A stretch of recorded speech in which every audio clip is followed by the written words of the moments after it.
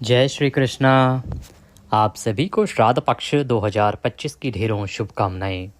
प्रिय भक्तों, आज हम सुनेंगे श्राद्ध पक्ष पर सुना जाने वाला श्रीमद् भागवत गीता का 7वां अध्याय। श्राद्ध पक्ष आरंभ हो चुका है। श्राद्ध पक्ष में आपको प्रतिदिन गीता का यह 7वां अध्याय श्रवण करना चाहिए और इसका पुण्य अपने पितरों को अर्पित करना चाहिए। जो मनुष्य इस कर्म को करता है उस मनुष्य के जीवन के सभी संकटों का नाश हो जाता है और वह धन धान्य से परिवार से परिपूर्ण होकर अपने जीवन को शांति के साथ व्यतीत करता है। शास्त्र कहते हैं कि गीता का 7वां अध्याय जब आप श्रवण करें और उसका पुण्य अपने पितरों को अर्पित करें तो इससे आपके पितृ तृप्त होते हैं। वो यदि कहीं घोर नरक में भी हों तो वहाँ पर भी उनकी मुक्ति हो जाती है, वहाँ भी उन्हें शांति प्राप्त होती है और तृप्ति प्राप्त होती है। इसीलिए यह गीता का 7वां अध्याय अति महत्वपूर्ण माना गया है। इसे आपको श्रवण करना चाहिए। पाठ आरंभ करें उससे पहले आपसे निवेदन है कि वीडियो यदि थोड़ा सा भी उपयोगी लगे तो कृपया एक बार लाइक अवश्य कर दीजिएगा। अपने पितरों की तृप्ति के लिए भगवान श्री कृष्ण का आशीर्वाद प्राप्त करने के लिए कमेंट बॉक्स में अवश्य लिखिएगा जय पितृदेव या जय श्री कृष्ण। आप देख रहे हैं देवभूमि ज्योतिष संस्थान का प्रतिष्ठित यूट्यूब चैनल देवभूमि धार्मिक। हम यहाँ पर सभी व्रत और त्योहारों की सही शास्त्रीय जानकारी प्रदान करते हैं। ज्योतिष शास्त्र और पंचांग के आधार पर बताते हैं कि कौन सी तिथि कब है, व्रत आदि कब करना है, क्या विधि है, क्या नियम है और किन कथाओं का श्रवण करना है। यदि आप सभी व्रत और त्योहारों की सही शास्त्रीय जानकारी पाते रहना चाहते हैं और सही स्तोत्र तथा सही कथाएं सुनते रहना चाहते हैं तो चैनल को अभी सब्सक्राइब कीजिए और बेल आइकन को प्रेस कीजिए। जब आप चैनल को सब्सक्राइब करेंगे तो वहाँ एक घंटी का निशान बना हुआ आएगा, उसे अवश्य दबाइएगा, तभी आपको हमारे सारे वीडियो प्राप्त होंगे, अन्यथा आपसे जानकारी छूट जाएगी। तो कृपया चैनल को सब्सक्राइब करें और बेल आइकन को प्रेस करें। आइए जानकारी आरंभ करते हैं। प्रिय भक्तों, श्राद्ध पक्ष में प्रतिदिन यदि आप गीता के इस 7वें अध्याय को सुनते हैं और इससे जो पुण्य प्राप्त हुआ है वह संकल्प करके अपने पितरों को अर्पित करते हैं तथा जल का तर्पण करते हैं, जो विधि हम आगे बता रहे हैं उससे, तो शास्त्र कहते हैं कि इससे आपके जीवन के अनेक कष्ट दूर होते हैं। किस प्रकार के कष्ट? जब हमारे पितृ हमसे नाराज होते हैं या अतृप्त होते हैं तो वो हमारे जीवन में अनेक बाधाएं उत्पन्न करते हैं। जैसे आपके जीवन में आर्थिक बदहाली आ सकती है, आर्थिक संकट। आप अनेक प्रयास कर रहे हैं फिर भी आपका व्यापार चल नहीं रहा, कुछ ना कुछ अड़चन आ जाती है, नौकरी लग नहीं रही, लगती है तो छूट जाती है और आर्थिक रूप से आप पिछड़ते जा रहे हैं। अनेक प्रयास करने के बाद भी जीवन से कलेश दूर नहीं हो रहे हैं, पति पत्नी के बीच झगड़े बढ़ रहे हैं, परिवार में कलह कलेश की स्थिति बन रही है। यह पितृदोष पितरों की नाराजगी दिखाता है। संतान की उत्पत्ति तक रुक जाती है, अर्थात वंश वृद्धि भी रुक जाती है यदि किसी के पितृ अधिक नाराज हों और अतृप्त हों तो। बड़े बड़े संकट हैं, लेकिन जब आप गीता के 7वें अध्याय को सुनेंगे, उसका पुण्य अपने पितरों को अर्पित करेंगे तो ऐसा माना जाता है कि उन्हें अनंत तृप्ति प्राप्त होती है। कब करना चाहिए ये कर्म? प्रत्येक अमावस्या पर करना चाहिए, पूर्णिमा पर करना चाहिए और एकादशी पर तो करना चाहिए। परंतु अब क्योंकि श्राद्ध पक्ष चल रहा है तो पूरे यदि 15 दिन आप इस कर्म को करते हैं तो यह पूरे 1 साल को संवार सकता है। ये 15 दिन आपके पूरे 1 साल का भविष्य तय कर सकते हैं। इसीलिए आपको इन 15 दिन का भरपूर लाभ लेना है। प्रतिदिन यह गीता का 7वां अध्याय सुनना है और इसका पुण्य पितरों को अर्पित करना है, जल अर्पित करना है। आइए आरंभ करते हैं। बात करते हैं कि अब करना क्या है। सूर्योदय से पहले उठ जाएं। उठने के बाद स्नान आदि करके स्वच्छ वस्त्र धारण कीजिए। अगर कभी मजबूरी हो तो सूर्योदय के बाद उठ सकते हैं, क्योंकि सभी के लिए मैं कहूँ कि सूर्योदय से पहले ही उठ जाएं। आज के समय नाइट शिफ्ट चलती हैं, लेट तक सोते हैं, क्योंकि किसी का व्यवसाय देर तक चलता है रात को और किसी की नौकरी देर तक चलती है। परंतु प्रयास करें जितनी जल्दी उठ सकें। उठने के बाद स्नान आदि करके स्वच्छ वस्त्र धारण कीजिए। एक लोटा लीजिए तांबे का, उसमें पहले थोड़ा गंगा जल भरिए, फिर शुद्ध जल भरिए, उसमें थोड़े से काले तिल डालिए, कुशा डालिए, एक पत्ता तुलसी का डालिए, सफ़ेद फूल हो तो वह डालिए। उस लोटे को लीजिए, एक आसन बिछाइए और दक्षिण दिशा की ओर मुख करके बैठ जाइए। लोटे को रखिए सामने और उसके बाद गीता के 7वें अध्याय का श्रवण कीजिए। तो आइए अब हम गीता का 7वां अध्याय आरंभ करेंगे। अध्याय सुनने के बाद फिर बताएंगे कि आगे आपको कैसे संकल्प करके यह जल अर्पित करना है, कैसे इसका पुण्य अपने पितरों को अर्पित करना है। आरंभ करते हैं श्रीमद् भागवत गीता 7वां अध्याय। बोलिए श्री कृष्णचंद्र भगवान की जय। श्री भगवान बोले, हे पार्थ, अनन्य प्रेम से मुझ में आसक्त चित्त तथा अनन्य भाव से मेरे परायण होकर योग में लगा हुआ तू जिस प्रकार से संपूर्ण विभूति, बल, ऐश्वर्य आदि गुणों से युक्त सबके आत्मरूप मुझको संशय रहित जानेगा, उसको सुन। मैं तेरे लिए इस विज्ञान सहित तत्व ज्ञान को संपूर्णतया कहूँगा, जिसको जानकर संसार में फिर और कुछ भी जानने योग्य शेष नहीं रह जाता। भगवान श्री कृष्ण कहते हैं कि हे अर्जुन, तुम्हारी भक्ति सदा मुझ में है और तुम सदा अनन्य भाव से मेरे परायण होकर मेरी भक्ति करते हो। तो सुनो, आज मैं तुम्हें विज्ञान सहित तत्व ज्ञान का पूरा ज्ञान दूंगा। वो ज्ञान दूंगा जिसको जानने के बाद इस संसार में तुम्हारे लिए जानने योग्य कुछ बचेगा ही नहीं। पूरा ज्ञान उसी में समाहित है, वह ज्ञान मैं तुम्हें दूंगा। भगवान कहते हैं कि अर्जुन, हजारों मनुष्यों में कोई एक मेरी प्राप्ति के लिए यत्न करता है। उन यत्न करने वाले योगियों में भी कोई एक मेरे परायण होकर मुझको तत्व से अर्थात यथार्थ रूप से जानता है। कहते हैं कि अर्जुन, सभी लोग मुझे या मेरी प्राप्ति के लिए प्रयत्न ही नहीं करते। बहुत कम लोग हैं, हजारों में कोई एक होता है जो मुझे पाना चाहता है और मेरे लिए प्रयत्न करता है। और उन प्रयत्न करने वाले जो योगी हैं, उनमें भी उन हजारों में कोई एक है और उन एक में भी कोई विरला ही है जो मुझे यथार्थ रूप से जानता है। अर्जुन, पृथ्वी, जल, अग्नि, वायु, आकाश, मन, बुद्धि और अहंकार, इस प्रकार से ये 8 प्रकार से विभाजित मेरी प्रकृति है। ये सब जो हैं, ये मेरी प्रकृति हैं 8 प्रकार की। यह 8 प्रकार के भेदों वाली तो अपरा अर्थात मेरी जड़ प्रकृति है। और हे महाबाहो, इससे दूसरी को जिससे यह संपूर्ण जगत धारण किया जाता है, वह मेरी जीव रूपा अर्थात परा चेतन प्रकृति है। हे अर्जुन, तू ऐसा समझ कि संपूर्ण भूत इन दोनों प्रकृतियों से ही उत्पन्न होने वाले हैं और मैं संपूर्ण जगत का प्रभव तथा प्रलय हूँ, अर्थात संपूर्ण जगत का मूल कारण।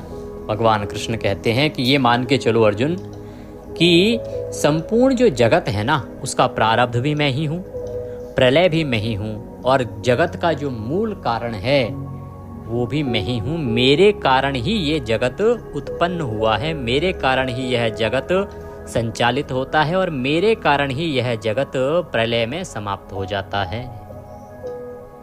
हे धनंजय, मुझसे भिन्न दूसरा कोई भी परम कारण नहीं है। मेरे अलावा और कोई दूसरा कारण है ही नहीं इन सब के लिए। यह संपूर्ण जगत सूत्र में सूत्र के मणियों के सदृश मुझ में गुथा हुआ है। ये जो संपूर्ण संसार है ना, ये मुझ में ही गुथा हुआ है। हे अर्जुन, मैं जल में रस हूँ। जल में जो रस होता है वो मैं ही हूँ। चंद्रमा और सूर्य में जो प्रकाश है वो भी मेरे ही कारण है, वह प्रकाश रूप भी मैं ही हूँ। संपूर्ण वेदों में ओंकार भी मैं ही हूँ और आकाश में शब्द और पुरुषों में पुरुष तत्व भी अर्जुन मैं ही हूँ। भगवान श्री कृष्ण कहते हैं कि ये जो आप देखते हैं ना, चंद्रमा या सूर्य में प्रकाश देखते हैं, जल में रस देखते हैं, वेदों में ओंकार को देखते हैं, आकाश में शब्दों को देखते हैं और पुरुषों में पुरुषत्व देखते हैं, वो कोई और नहीं है, वो स्वयं भगवान वासुदेव ही हैं। उन्हीं के कारण वो सब कुछ है। भगवान कहते हैं कि मैं पृथ्वी में पवित्र गंध हूँ और अग्नि में तेज हूँ। जो धरती में सुगंध आती है वो भी परमेश्वर वासुदेव ही हैं, और अग्नि में जो तेज है ना, जिससे जलन पैदा होती है, वह ज्वाजल्य अग्नि का रूप भी भगवान वासुदेव ही हैं। तथा संपूर्ण भूतों में उनका जीवन हूँ और तपस्वियों में तप हूँ। जो प्राणी हैं उनमें जो जीवन के रूप में जो चल रहा है वो भी मैं ही हूँ, और तपस्वियों का जो शक्तिशाली तप है वो भी मैं ही हूँ। वो तपस्वियों का तप नहीं है, वो साक्षात मैं हूँ। हे अर्जुन, तू संपूर्ण भूतों का सनातन बीज मुझको ही जान। ये जो पूरा संसार है ना, ये जितने भी जीव हैं इस संसार में, उन सब का जो प्रमुख बीज है वो मैं ही हूँ। मुझसे ही वो सब प्राणी बने हैं। मैं बुद्धिमानों की बुद्धि और तेजस्वियों का तेज हूँ। ये जो लोग कहते हैं ना कि मैं बुद्धिमान बुद्धिमान बुद्धिमान, वो बुद्धिमान नहीं होते, वो साक्षात परमेश्वर स्वयं होते हैं बुद्धि के रूप में। और तेजस्वियों में जो तेज होते हैं वो भी वासुदेव ही होते हैं। भगवान कहते हैं कि भरत श्रेष्ठ, मैं बलवानों का आसक्ति और कामनाओं से रहित बल हूँ, अर्थात सामर्थ्य हूँ, और सब भूतों में धर्म के अनुकूल अर्थात शास्त्र के अनुकूल काम हूँ। और भी जो सत्व गुण से उत्पन्न होने वाले भाव हैं और जो रजोगुण से तथा तमोगुण से होने वाले भाव हैं, उन सबको तू मुझसे ही होने वाले हैं ऐसा जान। परंतु वास्तव में उनमें मैं और वे मुझ में नहीं हैं। भगवान कृष्ण कहते हैं कि अर्जुन, जो सत्व गुण, तम गुण और रजोगुण से पैदा होने वाले जो भाव हैं ना, मुझसे ही होने वाले हैं, तुम्हें ऐसा ही समझना चाहिए। परंतु सच्चाई ये है कि ना तो वो गुण मेरे अंदर हैं और ना ही उन गुणों में मैं विद्वान हूँ, अर्थात उनसे मेरा कोई लेना देना ही नहीं है। भगवान कहते हैं कि गुणों के कार्य रूप सात्विक, राजस और तामस, इन तीनों प्रकार के भावों से ये सारा संसार प्राणी समुदाय मोहित हो रहा है। इसीलिए इन तीनों गुणों से परे मुझ अविनाशी को नहीं जानता। कहते कि अर्जुन, ये जो संसार है ना, कि संसार के जो प्राणी हैं वो या तो राजस में डूबे हैं या तामस गुण में डूबे हैं या सात्विक में डूबे हैं, सब उसी में डूबे हुए हैं, उन सब से मोहित हो रहे हैं ये, और इसीलिए मुझ अविनाशी को ये जानते ही नहीं हैं, क्योंकि सब माया में डूबे हैं। क्योंकि ये जो अलौकिक अर्थात अति अद्भुत त्रिगुणमयी मेरी माया है, ये बड़ी ही दुस्तर है। परंतु जो पुरुष केवल मुझको ही निरंतर भजते हैं, वे इस माया का उल्लंघन कर जाते हैं, अर्थात संसार से तर जाते हैं। कि हे अर्जुन, जो प्राणी समुदाय है ना, ये त्रिगुणमयी मेरी माया है, तीन गुणों वाली माया कौन सी? जिसमें राजस, सत और तामस है। तो इन तीन गुणों वाली जो मेरी माया है, ये सब इस माया के मकड़ जाल में फंसे हुए हैं, और इस माया में फंसे रहने के कारण ये प्राणी मुझे जानते ही नहीं हैं और ना ही मुझे भजते हैं। परंतु कुछ ऐसे श्रेष्ठ जन होते हैं, कुछ ऐसे श्रेष्ठ बुद्धिमान होते हैं जो इस माया को भी पार कर जाते हैं, इस माया के भी बहकावे में नहीं आते, और वो मुझे भजते हैं, और इसीलिए वो इस संसार से तर जाते हैं, पार हो जाते हैं। माया के द्वारा जिनका ज्ञान हरा जा चुका है, ऐसे आसुर स्वभाव को धारण किए हुए मनुष्यों में नीच दूषित कर्म करने वाले मूढ़ लोग मुझको नहीं भजते। कि जिन पर माया का जितना अधिक प्रभाव है, उतने ही वो लोग दूषित हैं और मूर्ख हैं, इसीलिए कभी मुझे नहीं भजते, भगवान वासुदेव को नहीं भजते। हे भरतवंशियों में श्रेष्ठ अर्जुन, उत्तम कर्म करने वाले अर्थार्थी, आर्त, जिज्ञासु और ज्ञानी, ऐसे 4 प्रकार के भक्तजन मुझको भजते हैं। उनमें नित्य मुझ में एक ही भाव से स्थित अनन्य प्रेम भक्ति वाला ज्ञानी भक्त अति उत्तम है। और इनमें भी जो ज्ञानी भक्त है वो सबसे उत्तम है, क्योंकि मुझको तत्व से जानने वाले ज्ञानी को मैं अत्यंत प्रिय हूँ और वह ज्ञानी मुझे अत्यंत प्रिय है। ये सभी उदार हैं, परंतु जो ज्ञानी है वो साक्षात मेरा स्वरूप है। ऐसा मेरा मत है, क्योंकि वह मदगत मन बुद्धि वाला ज्ञानी भक्त अति उत्तम गति स्वरूप मुझ में ही अच्छी प्रकार से स्थित रहता है। बहुत जन्मों के अंत के जन्म में तत्व ज्ञान को प्राप्त पुरुष सब कुछ वासुदेव ही हैं। इस प्रकार मुझको भजता है, वह महात्मा अत्यंत दुर्लभ है। कि हे अर्जुन, ऐसा जानने वाला कि सब कुछ भगवान वासुदेव ही हैं, ऐसा कोई अपने अंत के जन्म तक भी समझ जाए, ऐसा प्राणी बड़ा कम है। बहुत दुर्लभ है ऐसे प्राणी मिलना। प्राणी जो हैं वो मुझे जान ही नहीं पाते हैं। भगवान कहते हैं कि उन भोगों की कामना द्वारा जिनका ज्ञान हरा जा चुका है, वे लोग अपने स्वभाव से प्रेरित होकर उस नियम को धारण करके अन्य देवताओं को भजते हैं, अर्थात पूजते हैं। भगवान कहते हैं कि अर्जुन, ये जो प्राणी समुदाय है, जो मनुष्य है ना, एक कामनाओं के सहित पूजा पाठ करता है। कामनाओं के द्वारा इनका जो ज्ञान है वो हरा जा चुका है। इनकी कामनाएं होती हैं। क्या कामनाएं होती हैं? कोई कहता है धन चाहिए, कोई कहता है मुझे पुत्र चाहिए, कोई कहता है नौकरी चाहिए, कोई कहता है कि मुझे इसकी सुरक्षा चाहिए। सबकी अपनी अपनी इच्छाएं हैं, अपनी अपनी कामनाएं हैं। इसे कहते हैं सकाम भक्ति। तो भगवान कहते हैं कि सभी जो मनुष्य हैं ना, वो कामनाओं से घिरे हुए हैं। इसीलिए उनको जब लगता है कि इस कामना की पूर्ति ये देवता करेगा, इस कामना की पूर्ति ये देवता करेगा, इस कामना की पूर्ति ये देवता करेगा, तो उन कामनाओं की पूर्ति के लिए उन्हीं देवताओं को भजते हैं, अर्थात उन्हीं देवताओं को पूजते हैं जिनसे लगता है कि ये कामना की पूर्ति होगी। जो सकाम भक्त जिस जिस देवता के स्वरूप को श्रद्धा से पूजना चाहता है, उस भक्त की श्रद्धा को मैं उसी देवता के प्रति स्थिर कर देता हूँ। भगवान कहते हैं कि अर्जुन, अब क्योंकि उनकी जो इच्छाएं हैं वो अलग अलग है, उनको लगता है कि ये देवता इसको पूरा करेगा, ये देवता उसको, तो उनकी पूर्ति के लिए वो उन अलग अलग देवताओं को भजते हैं।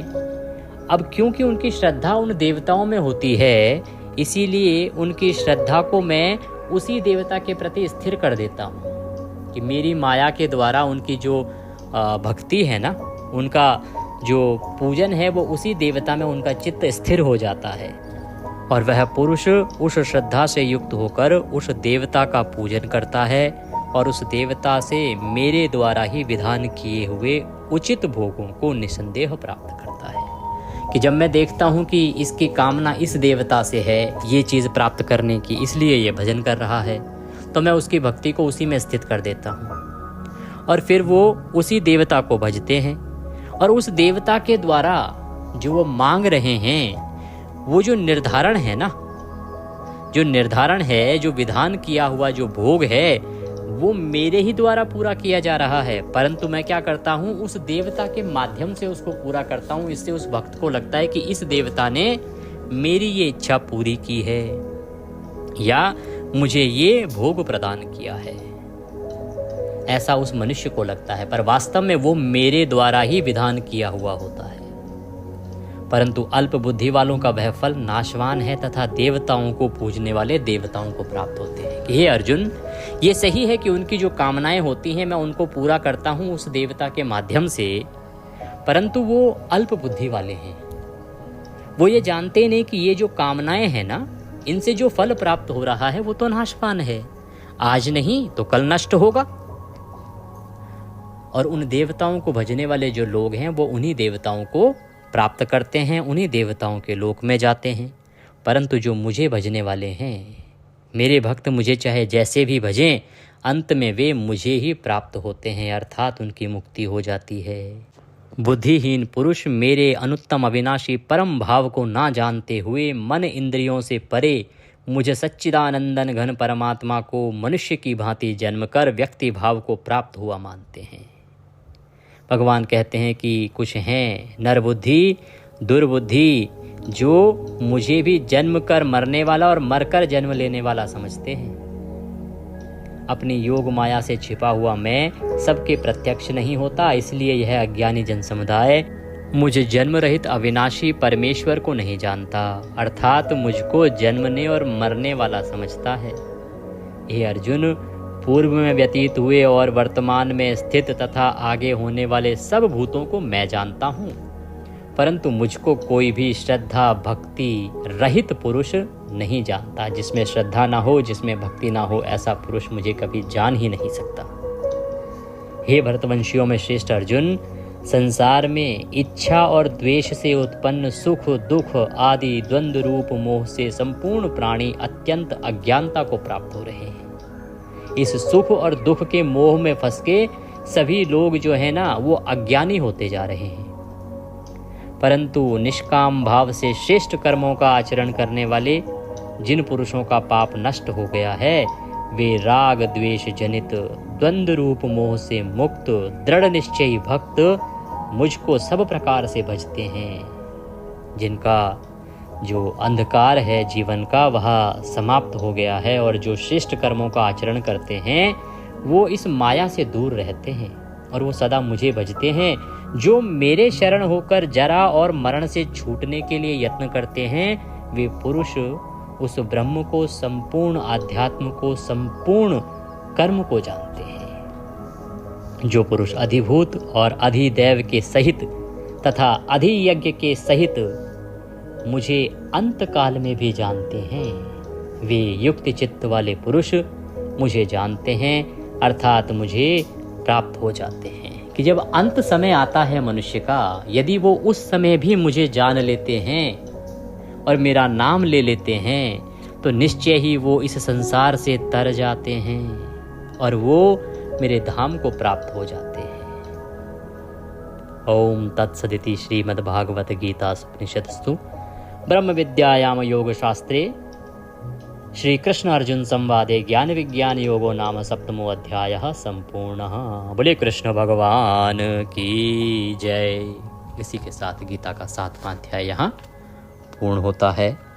अब आप लोटे को हाथ में उठा लीजिए, दोनों हाथों में, और भगवान से संकल्प करते हुए निवेदन कीजिए कि हे प्रभु, हे जनार्दन, हमने ये जो गीता का 7वां अध्याय श्रवण किया है, इससे जो भी पुण्य प्राप्त होता है वह संपूर्ण पुण्य मैं अपने इन पितरों को अर्पित करता हूँ। आप अपने पितरों का नाम ले सकते हैं, या जो आपका संबंध है उनके साथ, वह संबंध के द्वारा बोल सकते हैं कि मैं अमुक अमुक पितरों को अपना यह संपूर्ण पुण्य अर्पित करता हूँ, या सर्वे पितरः, सभी पितरों को अपना यह संपूर्ण पुण्य अर्पित करता हूँ। इससे वो तृप्त हों और इससे उनकी मुक्ति हो। इसके बाद जो जल है ना लोटे में, उसका आप तर्पण कीजिए।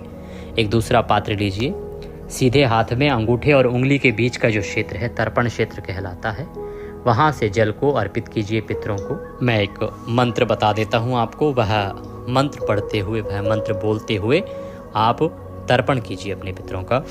ओम ह्रीं श्रीं क्लीं स्वधा देव्यै स्वाहा। ओम ह्रीं श्रीं क्लीं स्वधा देव्यै स्वाहा। ओम ह्रीं श्रीं क्लीं स्वधा देव्यै स्वाहा। इस मंत्र से आप तर्पण कीजिए, उस जल को अर्पित कीजिए। और ये जो जल है इसे आप कहाँ अर्पित करेंगे? अब आप इसका तर्पण करने के बाद अपने पितरों को इसे पीपल पर अर्पित कर देंगे। अब पूर्णिमा का जो दिन है ना, ये संडे को आ रहा है, रविवार को। रविवार को पीपल पर जल नहीं दिया जाता है, इसका विशेष ध्यान रखना। तो जल कहाँ देंगे? अन्य किसी दैवीय पौधे में दे सकते हैं, या किसी भी अन्य गमले में भी डाल सकते हैं, पर ऐसे स्थान पर वह पानी दीजिएगा जहाँ पर किसी के पैर न पड़े।